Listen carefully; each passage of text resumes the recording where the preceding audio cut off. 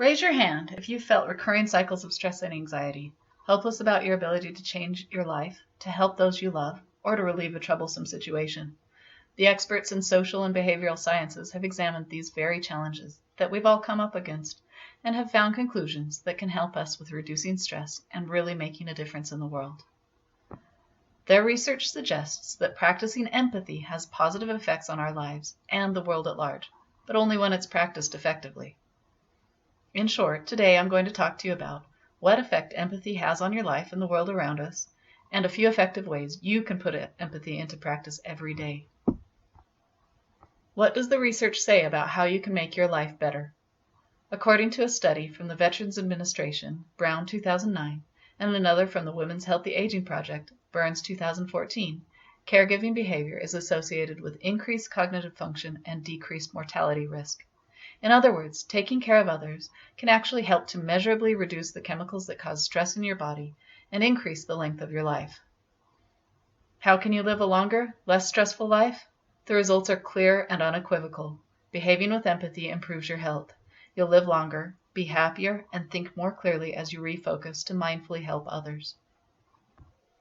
How can you affect people directly around you for the better? There are other recent studies from Stanford, Jason 2016, and Thomas Jefferson University, Kim 2004, detailing how teachers and doctors have better outcomes when they rate highly in empathy. They actually impart more knowledge to their students and more health to their patients through their compassion. Not only does it improve your own health, it improves the wellness of the people with which you interact. How can you make a difference in the world? Research from economists has shown us that practicing empathy can positively impact the global economy. Kerman 2010, Batson 1981, Todd 2015. To paraphrase their research, when we understand and empathize with other people's struggles, the quality of our lives and the lives of others improve.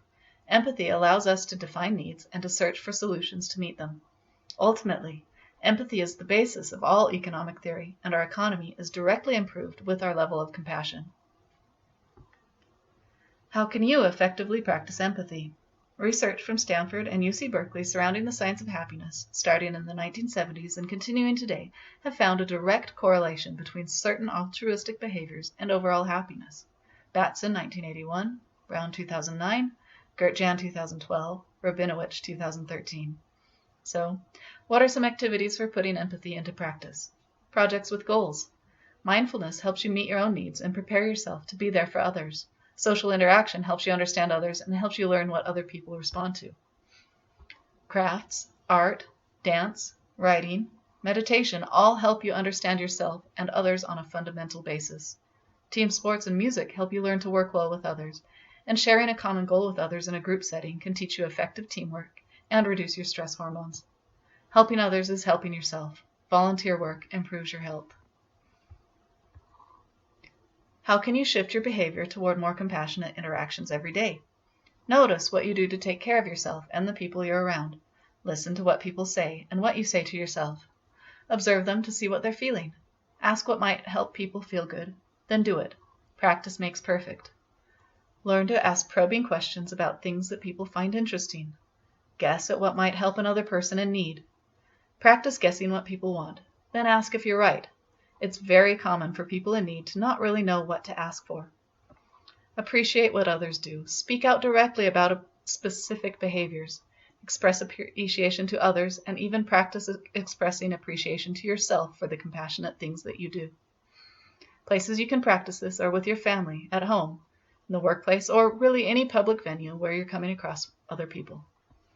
When you speak to others with respect and appreciation, you're behaving with empathy. What does a leading thinker and scientist have to say about empathy?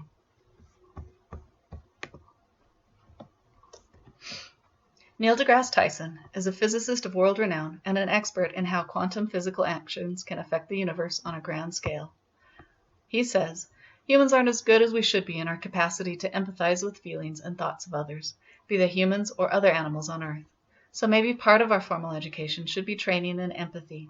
Imagine how different the world would be if, in fact, that were reading, writing, arithmetic, empathy. deGrasse Tyson, 2011. Your outlook on life and the world at large is changed for the better when you effectively practice empathy. On the whole, empathy helps you improve your own life and how the rest of the world responds to challenges.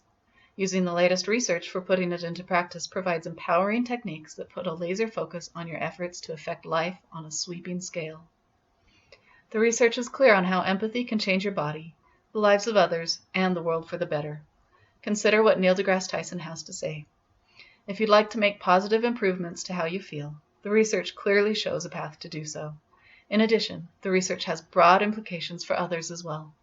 Ultimately, though, only you can choose to challenge yourself to bring more mindful compassion to your life.